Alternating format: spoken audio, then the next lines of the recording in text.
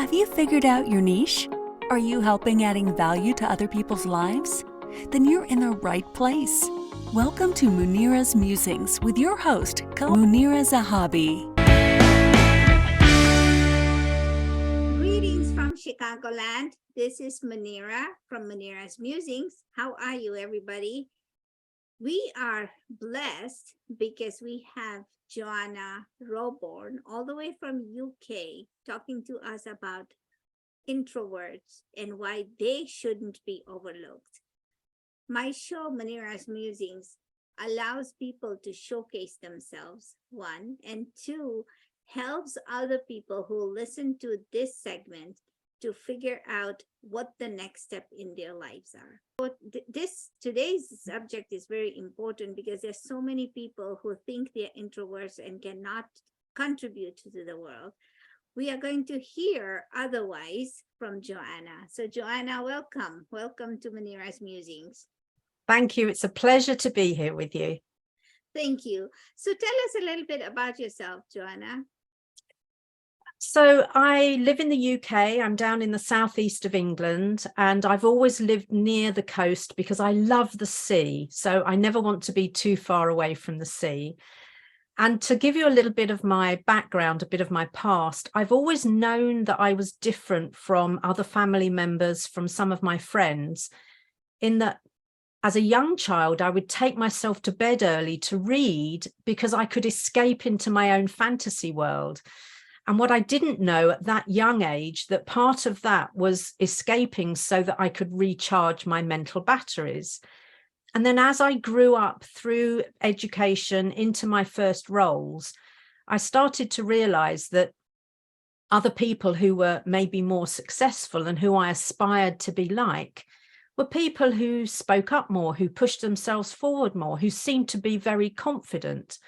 And it wasn't until my 30s that I took the Myers-Briggs type indicator, and it was like lights going on for me, pennies dropping all over the place, because I suddenly found out that what made me different was I was an introvert. There was nothing wrong with me. I wasn't broken. I didn't need fixing. But at that early stage, it didn't help me understand how to play to my introvert strengths. It almost seemed to highlight the difference between an introvert and an extrovert so that I could pretend to be more extroverted in order to fit in and get on.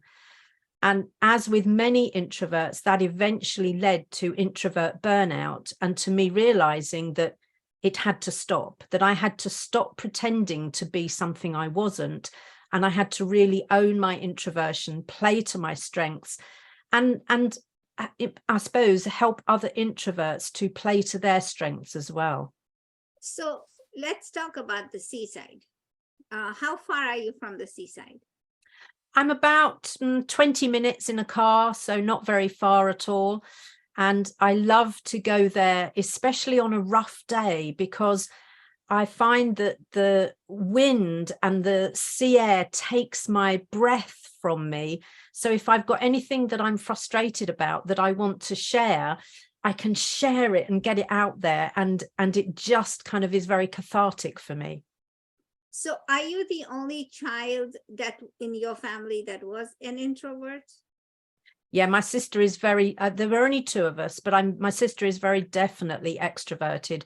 So if we go right back, because there are still so many myths and misconceptions about what an introvert or what introversion is, that I go back to Jungian psychology. I'm a Jungian at heart, not a Freudian. And what Jung said is that those with a preference for introversion recharge their batteries on their own. They need that quiet downtime in order to get back to function fully, whereas an extrovert needs social interaction. They need to be around other people, chatting and making things happen in order to recharge their batteries. So that beautifully describes the difference between my sister and I. She needs people all the time, and I'm very selective about when I need people. So isn't there a part of both in a person where there are times when you're introverted and there are times when you're extroverted? So You're right to say that actually there is a difference between behavior and our needs.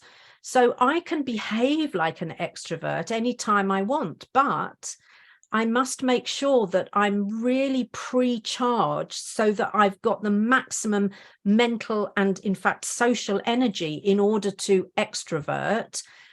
And when I'm done, I need to go away quietly and recharge. So, for instance, I've emceed events of over 1,000 people. I've delivered trainings to over 500 people. I love being on the stage, but as soon as I'm done, I'll sneak away quietly and I'll be on my own. I won't want to walk down the aisles high-fiving people and talking about what I've just shared.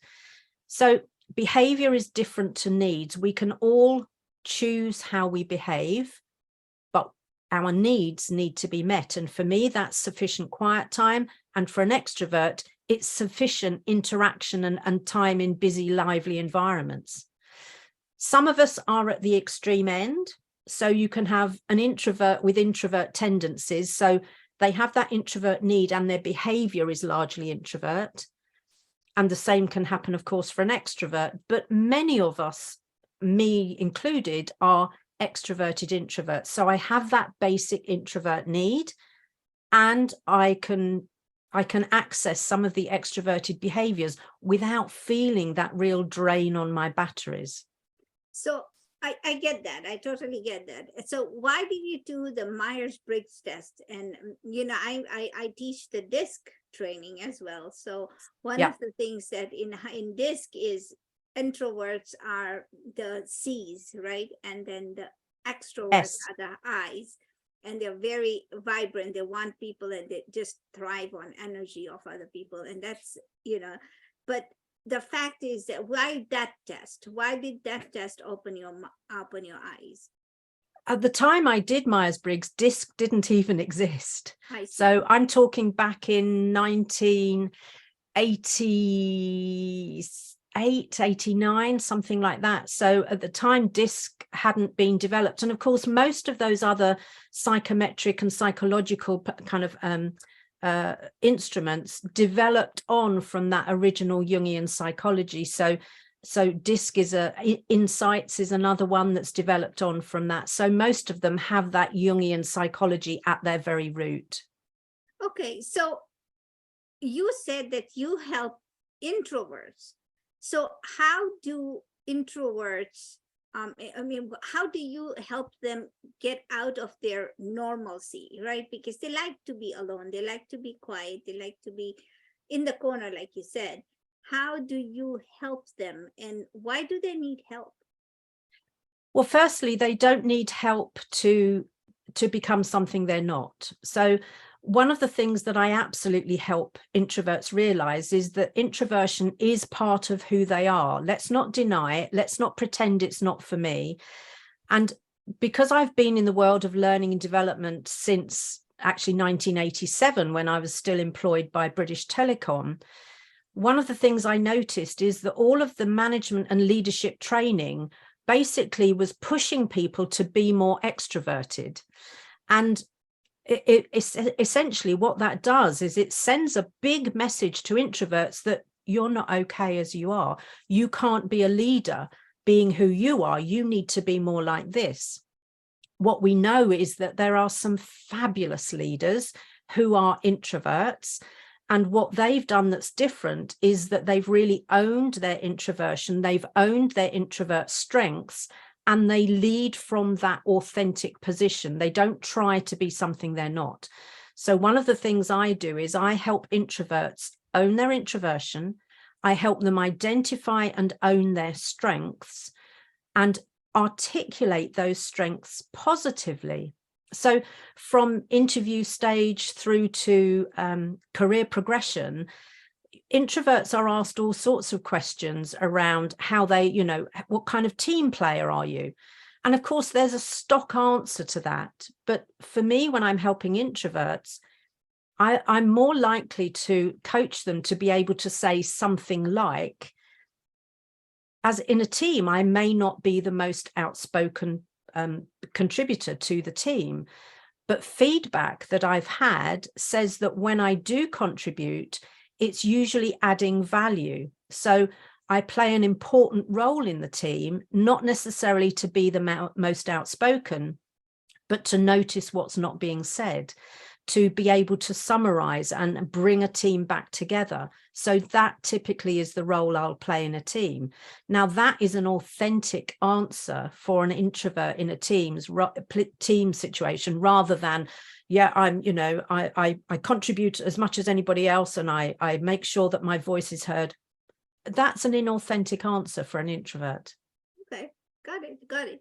So why so my question is, why do introverts need to be seen? I mean, you said before we started, we were talking a little bit, and you said they need a voice, and they need to be heard in their realm, if you will. Yes. So why is this important? Why aren't they being recognized? So mostly, and the words that my introverted clients use with me is that they're overlooked and undervalued. And the reason they're overlooked is because they tend to keep their heads down, do great work, but don't crow about it. They don't advertise the fact they're doing great work. So they're not good self-promoters, which from a DISC perspective, the I's and the D's are very much our self-promoters, which the S and the C's typically are not so good, and they're the more introvert types typically. So they're overlooked because they're not constantly saying, me, I'll do that, I can do that, look at the great work I've done. And so one of the things that we need them to do is to find their authentic voice, so that when they do contribute in a meeting, when they do speak up at an interview, they're doing it with that sense that most introverts have, that calm sense, that real gravitas that they can bring to a situation. But they are quite sparing with their words. They won't say things that don't need saying, because one of the things we notice about introverts is that they tend to have a think, say, think communication process. So they're unlikely to be able to give you an answer off the cuff. Chances are it will be considered. And so when they do contribute, they mean it. They've thought it through. It's well formed by the time they actually contribute. Okay, that sounds wonderful. You mentioned that there were thought leaders or leaders out there. So can you give us a few examples? So most people in our world will have heard of Simon Sinek. He's a very influential thought leader. He's a self-proclaimed introvert. He's got a lovely little video clip on YouTube of him talking about when he goes networking, he goes with an extrovert. He goes with the one who's the door open, who can open the conversations. And he will then tag in and then kind of make his contribution once somebody has done the door opening for him. And he's a very powerful thought leader. We can look at some of the big IT companies.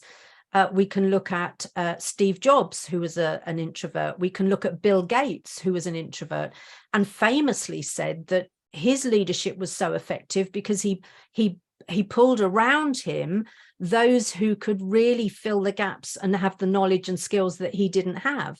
So he wasn't a lead from the front person. He was a lead from within and empowered people to play to their own strengths. Here in the UK, Richard Branson, well-known introverted leader. Barack Obama, self-confessed introvert. So wherever we look in society, there are leaders who have identified themselves as introverts and haven't let them hold it back. So unfortunately, there are a lot of introverts who use their introversion as an excuse. Oh, no, I couldn't do that. I'm an introvert.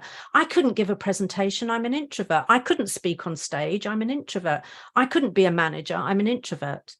We can do whatever we set our minds to, provided what we do is make sure that our batteries, both mental and social, are fully charged. Then we're unstoppable.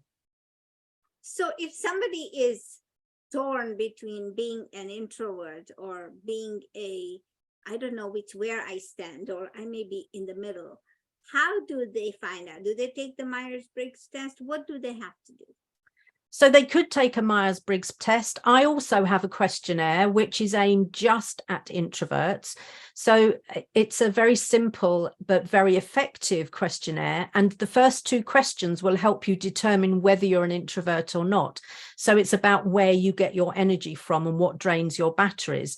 If you answer those in an introvert way, it'll let you into the rest of the questionnaire, and it will help you establish what type of introvert you are, because we know there are 6 different types of introvert. There's a classic introvert who is almost that introverted introvert type.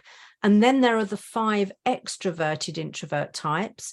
And then there are blends. So the 5 extroverted introverts type are the engaging, connected, dynamic, social introvert. And it could be that somebody answers the questionnaire and what it shows for them is that there are a connected, engaging, dynamic. So they're a mix of all 3. Now, when somebody is a blend, most people who know them will say, you're not an introvert. I've seen the way you network in a room. I've seen the way you manage your team. There's no way you're an introvert, because we still confuse introversion with shyness, with misanthropy, with depression, with social anxiety. And none of those are actually related to introversion. And if people want to take the questionnaire, it's just yourintroverttype.co.uk, and it'll help people understand their type of introversion. Oh, thank you so much. Say the address again. It's www.yourintroverttype.co.uk. Okay. The question then comes to mind is that why is identifying if you are an introvert or an extrovert important? For me, it's not because the label itself helps. It's about understanding. So it's about raising self-awareness.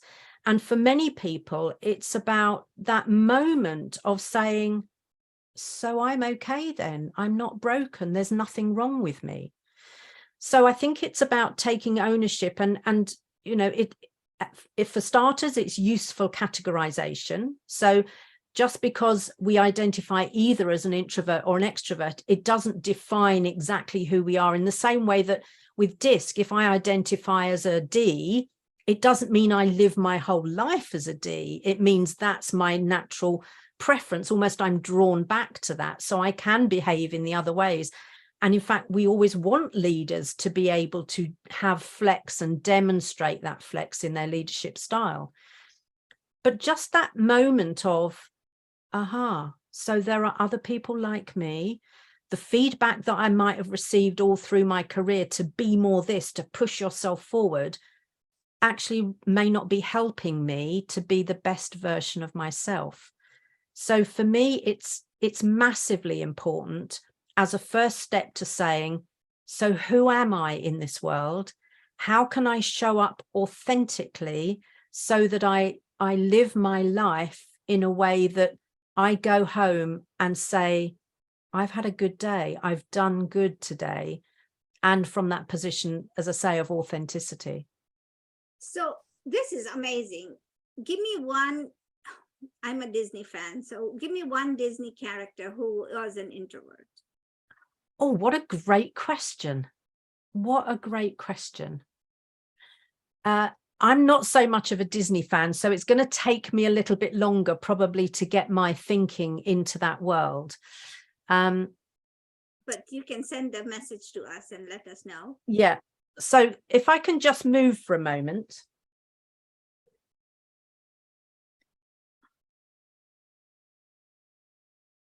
Not Disney, but Pixar. Do you recognize Joy from Inside Out? Yes, yes.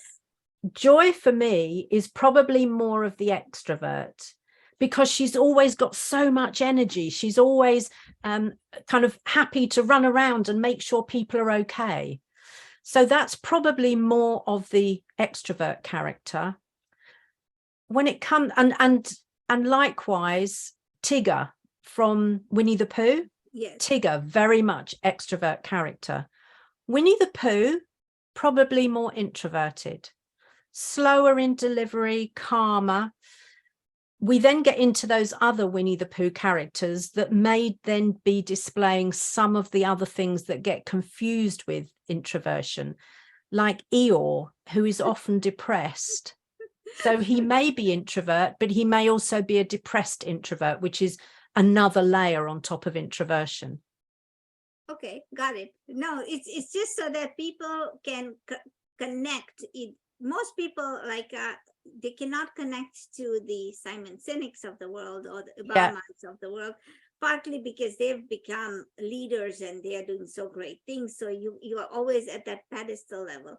But if you go down, I've learned that if you go down and into the child's world, then you can totally relate to the characters of Disney. So maybe that would be something that we need to talk about in our next call. Yeah.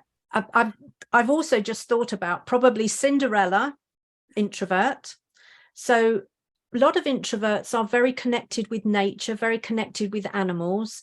So they'll lose themselves in that little world. And of course, Cinderella had her helpers, didn't she? She kind of got everything involved. And maybe one or two of the ugly sisters, more extroverted. What I'm really careful not to do is say extrovert bad, introvert good, because that's not the case at all. We all have strengths, and in life I think it's about really making sure we play to our strengths. That's awesome. So how do people find you, Joanna?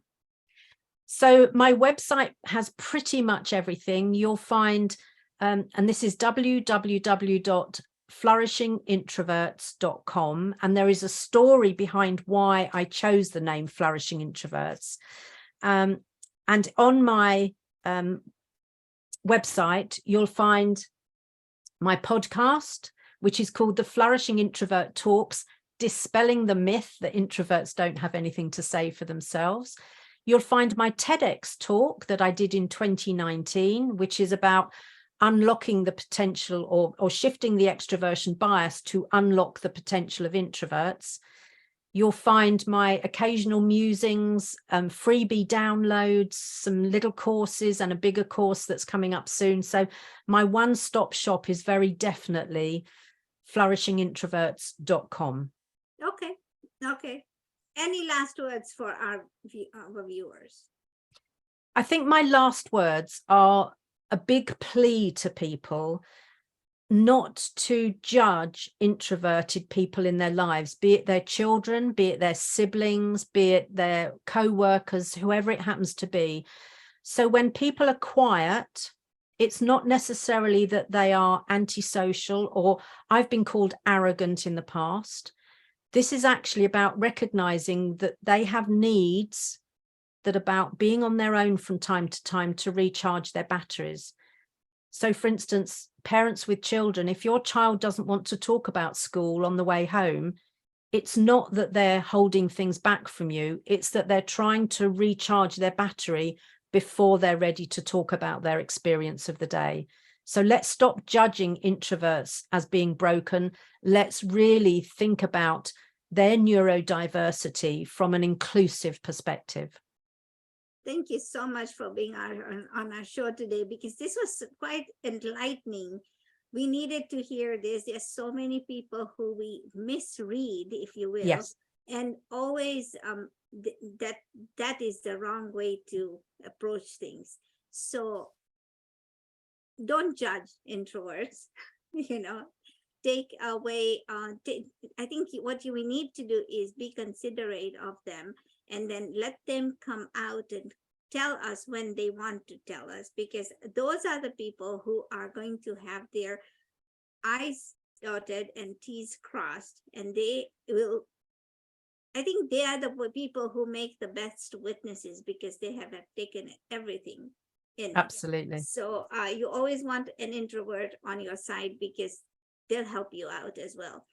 Absolutely.